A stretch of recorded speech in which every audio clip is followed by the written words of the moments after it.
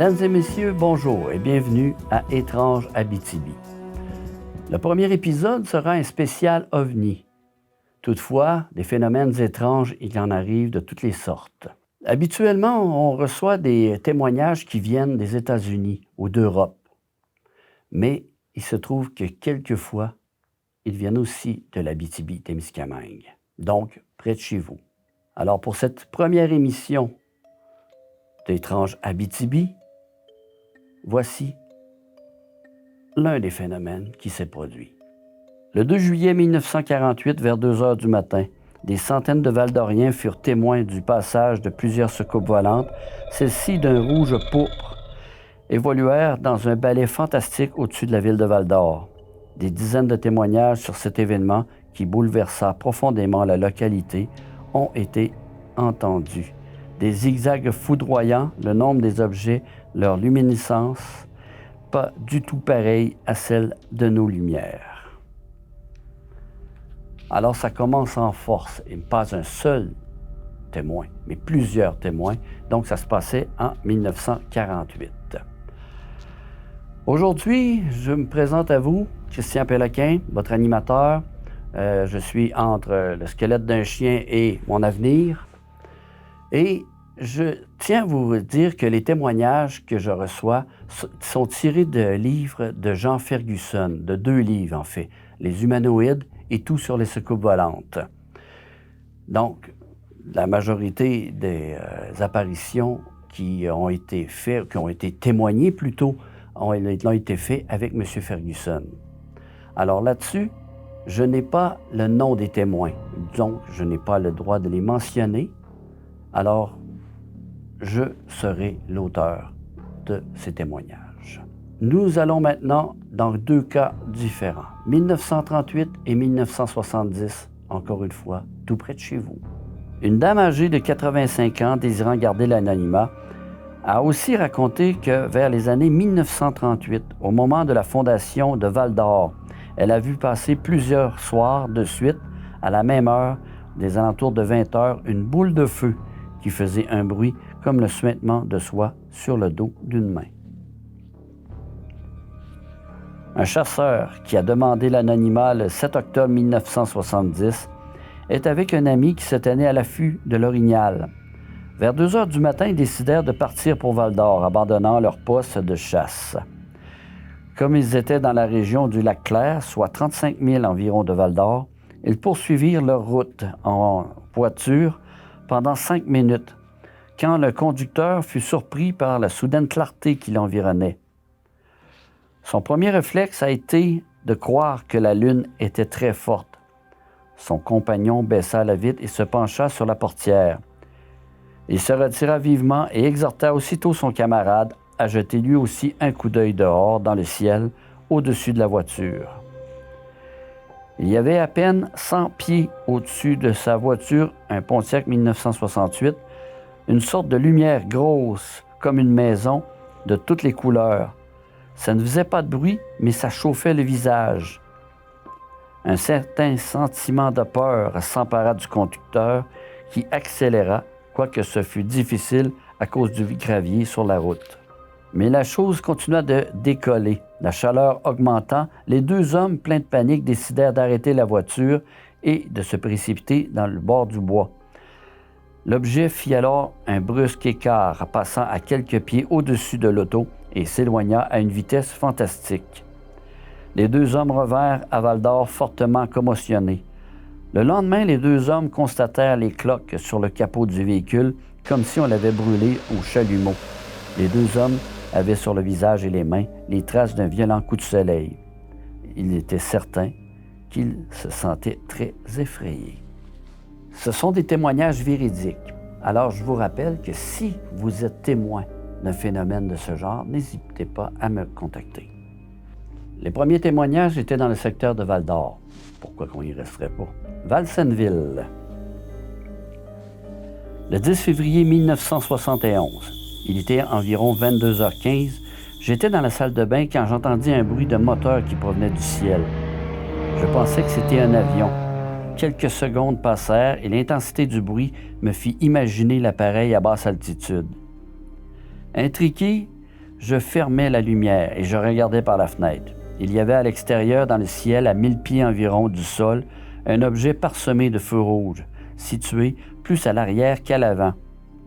Ces feux réunis, on aurait dit une concentration de lumière d'environ 4 pieds de diamètre, ce qui me fait penser que c'était un avion. C'est qu'il y avait une lumière en avant à une quinzaine de pieds des autres. Je regardais l'objet et après 1 minute, il avait parcouru un peu moins d'un quart de mille et le rendu entre les 2 dernières maisons de notre rang. Il commença à tourner. Il prenait moins de place qu'un avion ordinaire ne le prendrait pour faire son virage. C'est là seulement que j'ai pris conscience de la lumière qui se trouvait au-dessus de l'appareil. Le bruit de son moteur m'intriguait. C'était celui d'un moteur ordinaire, mais avec le moindre grondement de grincement. Le son m'a semblé assez doux. L'objet a passé sur le toit de la maison. 2 minutes plus tard, mon frère me disait « Il regarde l'avion ». Il me pointe du doigt. C'est le même objet avec ses lumières, mais vu sur un autre angle. C'est cette vue qui m'a le plus frappé. Elle m'éblouit sur le coup, car la clarté de chaque lumière bien dégagée les unes des autres. J'ai l'impression que c'était plus précieux qu'un diamant. D'après l'angle de vue que j'avais, sa hauteur la plus visible était de 10 pieds environ et la longueur d'une vingtaine de pieds. Ma mère et 3 de mes frères sont venus voir et on ne voyait que les feux de l'engin. Il s'éloignait lentement, assez lentement, en direction de Val-d'Or. 10 minutes passèrent pendant que nous l'observions. Je m'habillai et je sortis dehors pour mieux le voir. Et là, je ne voyais qu'une lumière rouge, une grosse qui allumait et s'éteignait alternativement d'une façon continue. Ce clignotement, beaucoup moins rapide que celui d'un jet qui s'apprête à atterrir, ressemblait à un battement de cœur au ralenti. C'était comme si l'intensité de cette lumière augmentait puis diminuait continuellement. Il était maintenant à environ 1 mille d'où j'étais. J'allais chercher mon télescope et j'ai regardé. Je voyais à cette distance une masse informe de lumière, une forme de boule et rien d'autre. Cette lumière s'allumait et s'éteignait. Je regardais à l'œil. Elle semblait aller vers la droite par des coups subis. Chacun des coups représentait une largeur de lumière. Pendant 5 minutes, j'essayais de voir la forme qu'elle avait, mais sans succès. Je regardais dans le télescope quand j'entendis mon frère crier « Hey, descends !» Aussitôt, je quittais mon télescope pour avoir une vue d'ensemble et je le vis baisser environ la moitié de son altitude. Cette descente dura presque 3 secondes. Il devait être à 5 ou 8 milles de mon point d'observation. Quand je l'ai quitté des yeux, il revint dans la maison.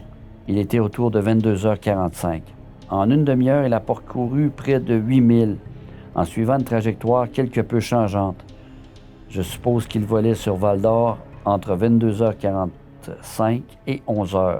Chose certaine, c'est que ce n'était pas un hélicoptère car il ne possédait pas d'hélice. Son entourage lumineux aurait permis de l'apercevoir. Il semblait assez perfectionné et changeait avec aisance de position. Malgré que j'ai l'air du grand Papa Bi à vous raconter des histoires pour enfants, c'est pas le cas, malgré que ça reste des témoignages. En voici un qui s'est produit au lac Pause. Le lac Pause se situe entre Montbrun et Prayssac. Le 3 octobre 1954 sur le lac Pause, entre Montbrun et Prayssac. C'était dans l'après-midi vers les 4 heures. Je pense bien que le temps était doux et il n'y avait presque pas de nuages dans le ciel. J'étais en train de penser que ce serait bientôt l'heure d'aborder le rivage et de m'en retourner. Je me sentais heureux de cette solitude de forêt entourée par l'eau et je ne pressais pas pour rentrer.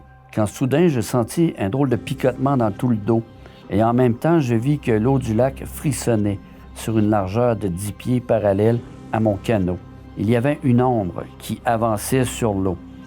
J'ai levé instinctivement les yeux à une 50aine de pieds au-dessus de ma tête. Sur la droite, j'ai aperçu une espèce de gros chaudron de cuivre ou de bronze et j'ai bien vu les petits picots dans le métal. Tant la chose était proche de moi, jamais je n'ai eu si peur de ma vie parce que je me demandais ce que c'était, cette affaire-là. Sans le moindre bruit, en volant à environ 10 000 à l'heure, l'appareil est allé se poser sur le bord du lac, à un endroit où il y avait une petite éclaircie. J'ai fait ni un ni deux, j'ai pris les rames et je me suis mis à me diriger vers l'engin. J'étais très énervé, je pensais à moi-même, il faut que je m'approche parce que ce n'était pas normal. J'étais parvenu à une 50aine de pieds de la berge quand j'ai vu une porte s'ouvrir dans la masse ronde qui avait bien une 30aine de pieds de diamètre par 20 de haut. 2 hommes, petits et très agiles, sont descendus et se sont mis à ramasser des mousses. On dirait qu'ils portaient une sorte de sac de plastique sur la tête et ils avaient un habit en caoutchouc blanc. Ça, c'était sur tout le corps. Et je n'ai pas vu de fermeture éclair, ni des bottes ou ceinture. J'ai été assez surpris que je n'osais même pas faire un seul geste. Ils ont ramassé des herbages pendant un gros 10 minutes et parfois, ils gargouillaient des mots que je ne pouvais même pas entendre. Je n'entendais pas très bien parce qu'ils ne les prononçaient pas assez fort. J'ai remarqué qu'ils avaient une drôle de façon de se pencher.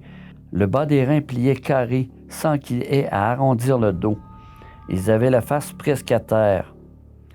Enfin, il y en avait un qui s'est redressé complètement face au lac où j'étais. Il a levé une main et j'ai remarqué qu'il avait comme des griffes d'acier. Il n'a pas bougé pendant un gros 2 minutes. Je ne distinguais pas parfaitement son visage, mais à travers le plastique, j'ai très bien remarqué ses yeux ronds et brillants. Ces 2 minutes m'ont paru les plus longues de toute ma vie. Puis, d'une démarche souple, il a couru vers la soucoupe. L'autre s'est levé. Il a couru aussi en regardant à travers son sac transparent. Ils ont refermé une trappe sur le flanc de l'appareil qui s'est élevé aussitôt sans bruit en se balançant. Et l'eau s'est mise à frémir autour de moi. Ensuite, la chose est devenue rouge vif. Et ça m'a paru drôle parce que le métal avait une couleur bronze à terre et elle s'est renversée à environ 1 mille de moi. Et elle est partie si vite vers le ciel que je pouvais à peine me suivre des yeux. Je n'aime pas raconter cette aventure parce qu'il y a en moi-même quand même, ça me paraît assez vraisemblable. Elle m'est pourtant bien arrivée, mais aujourd'hui, quand j'y pense, j'aimerais que ce soit arrivé à quelqu'un d'autre. Allons à quelques années plus tard, en 1971. Encore une fois, voici un témoignage. Toujours sur le même lac, le 3 décembre 1971. J'ai appris que je n'étais pas le seul à avoir vu quelque chose sur le lac. Un ami d'origine allemande m'a raconté que cette année-là, il ne se rappelle pas la date, mais c'était vers les débuts de septembre. Il avait vu un objet rond et brillant sur la plage du lac. Il était très curieux de voir ce que c'était. Mais quand il tenta de s'approcher, l'objet s'éleva dans les airs sans aucun bruit. Ça monte très haut avant de disparaître à ses yeux. Mon ami avait vu une chose tomber à terre et il accosta. Il a vu 4 trous bien ronds de 5 à 6 pouces de diamètre séparés entre eux. Il chercha autour pour voir ce qui était tombé de l'appareil et découvrit à une vingtaine de pieds un morceau de métal.